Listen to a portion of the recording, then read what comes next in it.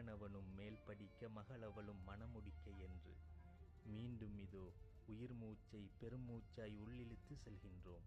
தாய் நாட்டின் நேசத்தையும் தமிழ் மொழியின் வாசத்தையும் இவன் கடமை